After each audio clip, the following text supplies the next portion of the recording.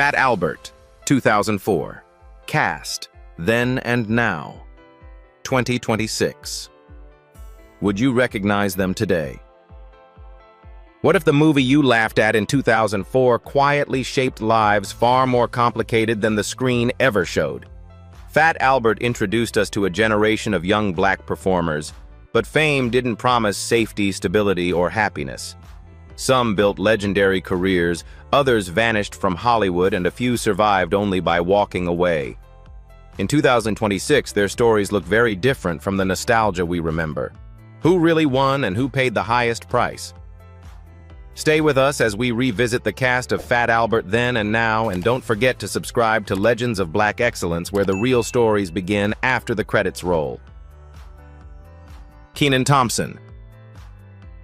Kenan Thompson entered Fat Albert 2004 at a pivotal moment that few audiences fully recognized at the time.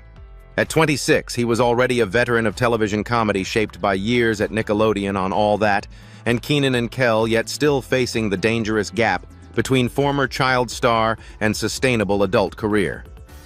Playing Fat Albert was not about flashy punchlines. It was about warmth, timing, and emotional steadiness qualities that would quietly become his professional signature. The film didn't launch him overnight, but it confirmed something more valuable: Kenan could anchor a project without stealing attention, a rare skill in comedy-driven ensembles. What followed was one of the most durable careers in modern American television. Just 1 year before Fat Albert premiered, Kenan had joined Saturday Night Live in 2003. By 2026, he is widely recognized as the longest-serving cast member in the show's history, surpassing 2 decades of live performances, shifting cast generations and cultural change. Unlike comedians who burn hot and fast, Kenan built trust writers, trusted his delivery producers, trusted his reliability, and audiences trusted his presence. His comedy rarely relied on shock.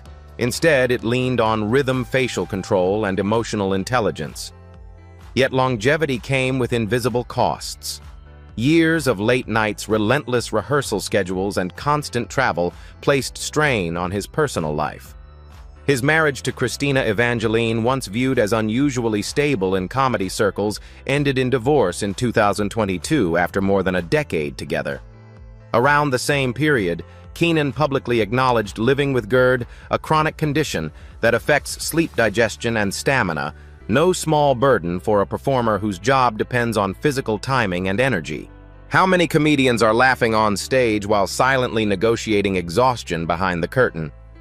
Professionally, Kenan adapted rather than resisted change.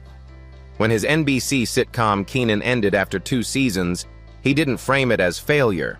Instead, he shifted focus toward producing, mentoring, and building long-term creative control. By 2026, his estimated net worth sits between $9 and $10 million, not from viral moments or controversy, but from consistency, steady paychecks, syndication, voice work, and behind-the-scenes development. In an era obsessed with reinvention, Kenan's quiet strength has been endurance. What makes his story especially compelling for older audiences is its realism. Kenan Thompson did not escape hardship, nor did he implode under pressure. He aged inside the industry, something Hollywood rarely allows. His performances grew subtler, his public image calmer, and his priorities clearer. He became a father, a co-parent, and a creative leader without turning his private life into spectacle. That restraint is precisely why his career still stands when so many others faded. Looking back from 2026, Kenan's role in Fat Albert feels symbolic. He wasn't just portraying a character rooted in nostalgia, he was standing at the edge of a long, disciplined journey. Fame did not save him from loss, and talent did not shield him from fatigue. But commitment, adaptability, and emotional control carried him forward. In a business that rewards noise, Kenan Thompson survived by mastering balance, and that may be his most impressive performance of all. Marques Houston. Marques Houston stepped into Fat Albert 2004 at a delicate turning point in his life and career. At just 23 years old, he played Dumb Donald, a character hidden behind a mask, quiet, cautious, and emotionally guarded. For many viewers, the role felt symbolic, though few recognized how closely it mirrored Marquez's real-life transition from beloved child performer to scrutinized adult figure. Having already grown up in the public eye as a member of IMX and a familiar face on television, Fat Albert marked one of his last high-profile acting moments before music and personal life began to take center stage. Marquez's early fame was both a gift and a burden. As a teenager, he experienced commercial success that many artists never reach, but that success arrived before he had the emotional tools to process pressure, expectation, and identity. After Fat Albert, he gradually shifted away from acting and leaned fully into R&B. Albums such as Veteran 2005 and Mr. Houston 2009 helped him remain visible in a changing music landscape, though they never recaptured the mainstream dominance of his youth.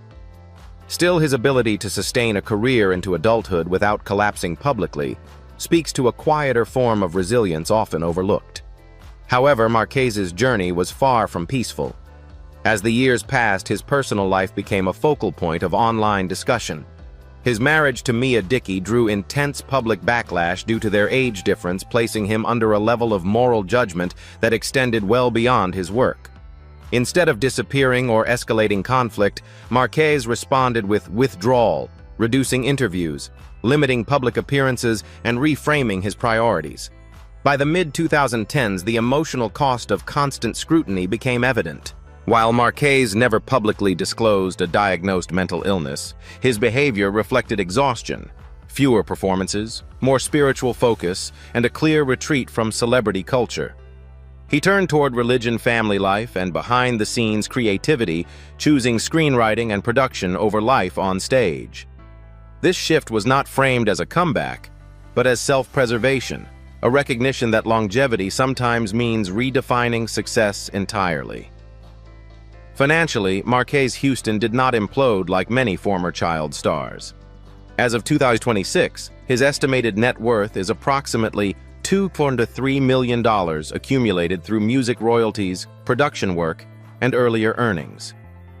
While modest by superstar standards, it reflects stability rather than loss. He is no longer chasing chart positions or headlines. Instead, he has opted for control, privacy, and consistency. That decision alone sets him apart from many peers who struggled to adapt once the spotlight dimmed. For audiences aged 45 to 65, Marquez's story resonates on a deeply human level. It is not about scandal or triumph, but about navigating adulthood after being defined too early. He learned, sometimes painfully, that talent does not shield one from judgment, and that silence can be a form of strength rather than weakness. Unlike his masked character, Dumb Donald Marquez eventually removed the need to perform for approval, choosing to live without explanation. Looking back from 2026, Marquez Houston's Fat Albert role feels less like a highlight and more like a quiet farewell to childhood fame. His journey reminds us that growing up in public leaves invisible scars, and survival does not always look like victory. Sometimes it looks like choosing family over applause, boundaries over validation, and peace over popularity, and walking away before the noise takes everything with it. Omarion.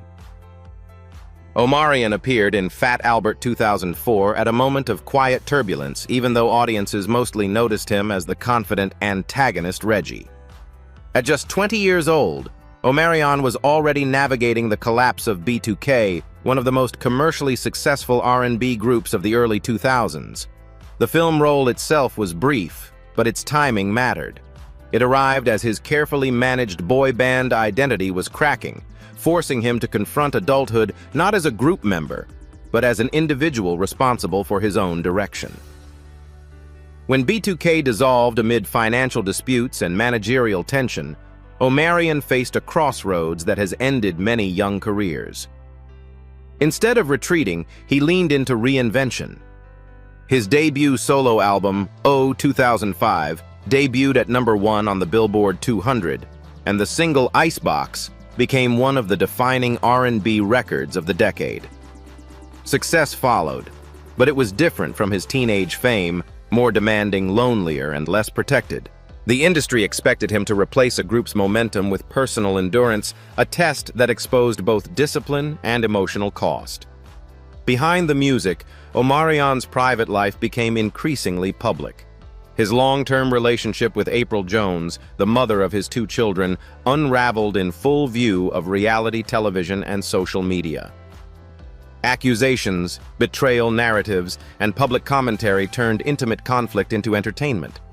Rather than escalating the spectacle, Omarion chose restraint, rare in a culture that rewards reaction. When personal pain becomes public property, is silence a weakness or a form of self-defense? That decision reshaped his image. While peers chased relevance through controversy, Omarion leaned toward distance. He continued releasing music, but with a noticeable tonal shift. Projects like Sex Playlist and The Connection emphasized introspection, wellness, and spiritual balance over aggression or excess. He spoke openly about emotional fatigue and the psychological pressure of fame without turning vulnerability into branding. This quieter evolution confused some fans expecting constant hits, yet it revealed a long-term strategy rooted in sustainability. By 2026, Omarion stands as one of the few early 2000s male R&B stars who avoided public implosion. At 41 years old, his estimated net worth is around $6 million, built through music catalogs, touring authorship, and selective media ventures. Financially secure but no longer driven by mainstream dominance, he has prioritized fatherhood, physical health, and creative autonomy. Unlike many contemporaries, he resisted the temptation to monetize chaos, choosing instead to age out of spectacle with dignity. What resonates most with older American audiences is the maturity of that choice. Omarion did not disappear, nor did he cling to youth. He accepted that growth often looks like subtraction. Fewer interviews, fewer explanations, fewer performances driven by obligation. In an industry that equates visibility with value, his path challenges a deeply ingrained assumption that success must always be loud to be real. Looking back from 2026, Omarion's role in Fat Albert feels almost prophetic. Reggie was a character defined by tension and confrontation, yet the man behind him eventually chose calm over conflict. His journey illustrates a truth rarely celebrated in pop culture, that survival sometimes means stepping back, not stepping up. Fame tested him early, heartbreak tested him publicly, but self-control carried him forward. And in a business built on noise, Omarion's most powerful statement may be the life he chose to live quietly on his own terms. Kyla Pratt. Kyla Pratt entered Fat Albert 2004 at a moment that quietly defined the rest of her life. At just 18, she played Doris, a small, observant role that mirrored her real position in Hollywood at the time. Kyla was already a familiar face to American families through television and animation, yet she stood on the edge of adulthood, carrying responsibilities most teenagers never face. Unlike many young performers chasing louder breakthroughs, Fat Albert arrived as a pause rather than a launch, placing her between early fame and irreversible life choices. By the mid-2000s, Kyla had achieved something rare for a child actor: steady multi-platform success. She balanced live-action television on One-on-One with voice work as Penny Proud on The Proud Family, securing financial stability while still in her teens. However, consistency came at a cost. Long filming hours, public expectations, and the pressure to remain unproblematic left little space for error or rest. Around this period, Kyla entered motherhood earlier than many of her peers, a decision that would fundamentally reshape her priorities and career rhythm. Unlike stars whose personal lives combusted publicly, Kyla's struggles unfolded quietly. Juggling pregnancy, parenting, and production schedules forced her into constant emotional calculation. Opportunities were weighed not by prestige, but by practicality: how long she would be away from home, how stable the set environment felt, and whether the role justified the separation. As the industry evolved, Kyla chose selectivity over saturation. She declined roles that demanded constant reinvention or exposure, opting instead for work that allowed continuity. Her return to the Proud family, louder and prouder, was not framed as a comeback, but as a continuation proof that longevity does not require constant visibility. Voice acting, often undervalued by audiences, gave her something priceless: creative fulfillment without sacrificing privacy or stability. Financially, Kyla's decisions proved sound. By 2026, at age 39, her estimated net worth stands around $4 million accumulated through television contracts, voice acting royalties, and long-term syndication. Unlike many peers who earned more early and lost it later, Kyla's earnings reflect sustainability rather than spectacle. She never chased viral relevance, nor did she monetize personal hardship. Instead, she built a life that could support both career and family without collapsing under scrutiny. Emotionally, Kyla's story resonates deeply with audiences aged 45 to 65 because it mirrors real-life trade-offs. She did not rebel against Hollywood, nor did she let it consume her. She matured within it quietly, redefining what success looks like for women who become mothers while still young. There were moments of exhaustion, admissions of loneliness, and long gaps between major projects, but no public unraveling. That restraint, often mistaken for absence, was actually discipline. Looking back from 2026, Kyla Pratt's role in Fat Albert feels emblematic. Doris was not the loudest presence on screen, but she saw everything. In real life, Kyla followed a similar path, choosing carefully and refusing to be rushed by an industry that profits from urgency. She aged without scandal, raised her children outside tabloid culture, and preserved her identity in a system that often erases it. In the end, Kyla Pratt's journey challenges a common assumption about fame, that staying visible is the same as staying successful. Her life suggests something more enduring, that stability, intention, and emotional boundaries may be the truest markers of longevity. And for a generation watching from a distance, her story quietly asks whether the greatest victory isn't being remembered, but being at peace with who you became when the cameras stopped rolling. Shedrack Anderson III. Shedrack Anderson III entered Fat Albert 2004, carrying a resume that suggested promise rather than certainty. At 27, he portrayed Rudy, soft-spoken, introspective, and physically slight, bringing an inner stillness that contrasted with the film's louder personalities. Off-screen, Shedrack was far from tentative. He had trained seriously as a performer, including formal study and years of disciplined preparation, believing that craft would eventually meet opportunity. For many actors of his generation, Fat Albert looked like the moment when preparation would finally pay off. What followed, however, was not a breakout, but a long test of patience. After the film, Shedrack continued working television appearances, independent projects, auditions that reached the final rounds, yet none crystallized into the kind of momentum that sustains an acting career at the studio level. The industry he faced in the late 2000s was narrowing, not expanding, with fewer mid-budget films and a shrinking space for character-driven performers. Talent alone proved insufficient when timing and market appetite shifted away. As professional uncertainty stretched on, responsibility grew heavier. Marriage and fatherhood brought purpose but also pressure. Acting income is rarely predictable, and as years passed without a defining role, the emotional strain became more tangible.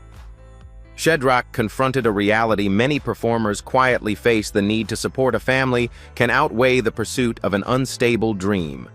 When survival and passion collide, which one deserves priority, rather than clinging to an identity that no longer provided stability? Shedrack made a decisive pivot. He stepped back from acting and redirected his focus toward health, fitness, and entrepreneurship areas, where discipline translated more directly into results. This transition was not glamorous. It required starting again, building credibility outside Hollywood, and accepting that public recognition would fade. Yet it also offered control over schedule income and self-worth. In an industry where agency is often an illusion, this choice restored autonomy. By the early 2010s, his life had reshaped around consistency instead of auditions. Training methods, personal coaching, and business development replaced casting calls. The spotlight dimmed, but the pressure eased. Shedrack's journey illustrates a rarely acknowledged truth. Leaving Hollywood does not always mean failure. Sometimes it means refusing to be slowly eroded by uncertainty. Financially, his path reflects modest stability rather than excess. By 2026, at 48 years old, estimates place his net worth around $500,000, not the fortune once imagined, but an honest measure of self-sufficiency. For viewers aged 45 to 65, Shedrack's story carries particular weight.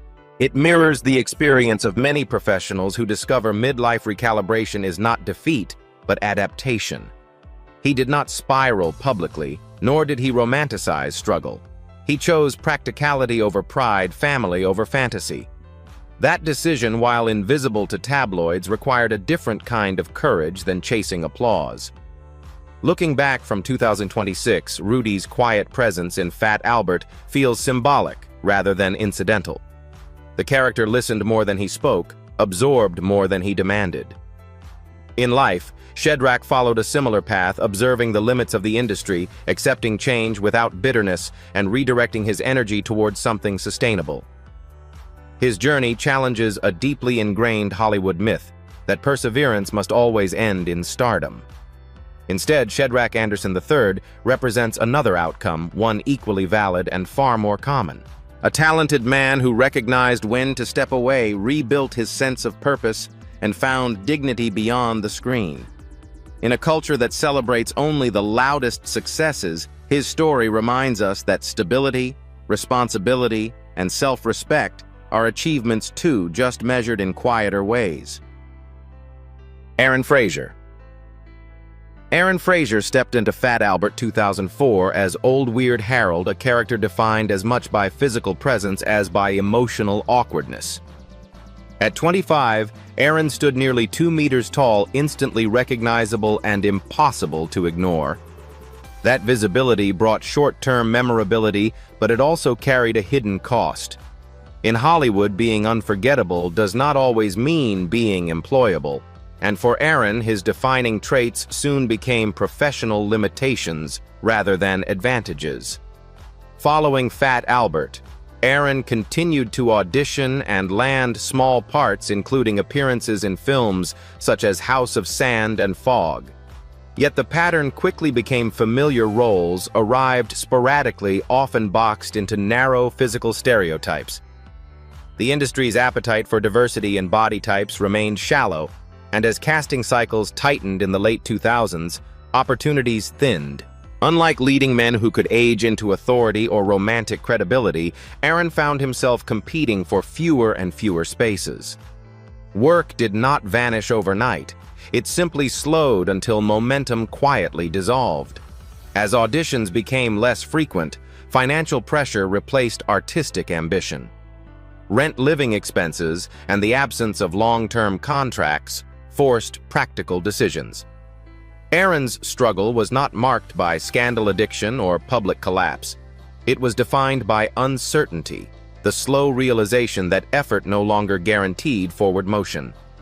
Confronted with that reality, Aaron chose a path many in Hollywood resist until it's too late. He walked away before resentment took root. Transitioning into real estate was not driven by passion or prestige, but necessity.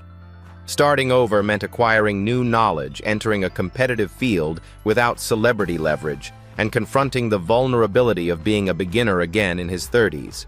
The shift demanded humility, patience, and resilience, especially during early years when income remained unstable and confidence fragile.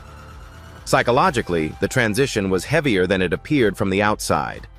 Acting had provided identity validation and a sense of belonging even when work was inconsistent. Leaving that world required Aaron to redefine his self-worth beyond applause or recognition. The process was not publicly documented, but its effects were real isolation, self-doubt, and the quiet grief of closing a chapter without ceremony. Over time, however, the structure and logic of business replaced the emotional volatility of audition culture, offering something Hollywood never could: predictability. By 2026, at 46 years old, Aaron Frazier lives far from the entertainment industry that once shaped his daily life. His estimated net worth stands around $300,000, reflecting modest stability rather than financial triumph. He is no longer introduced as an actor, nor does he chase relevance through nostalgia appearances. Instead, he has chosen privacy routine and the dignity of earning without spectacle. His success is measured not in headlines but in sustainability. For American audiences aged 45 to 65, Aaron's story resonates because it mirrors countless real-world experiences. Careers stall, industries change, and reinvention becomes less about ambition and more about survival. Aaron did not cling to a fading identity, nor did he romanticize struggle. He adapted even when adaptation meant invisibility. That choice, though rarely celebrated, reflects emotional maturity rather than defeat.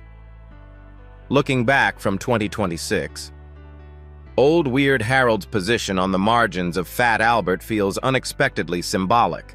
The character was present but rarely centered, noticed, yet overlooked. In life, Aaron navigated a similar arc, visible for a moment, then forced to find footing elsewhere. His journey challenges a popular myth about Hollywood that persistence alone guarantees reward. Aaron Frazier's legacy is not defined by a long filmography or lasting fame, but by a quieter achievement, the ability to step away without self-destruction. In a culture obsessed with spotlight and status, his life offers a sobering reminder that stability, reinvention, and self-respect can exist entirely outside the frame. And sometimes choosing to leave the stage is not giving up. It is choosing to stand upright when the applause has ended. Alfonso Macaulay. Alfonso Macaulay entered Fat Albert 2004 at age 20 as Bucky, the fast-talking, energetic kid who hovered at the edge of the group.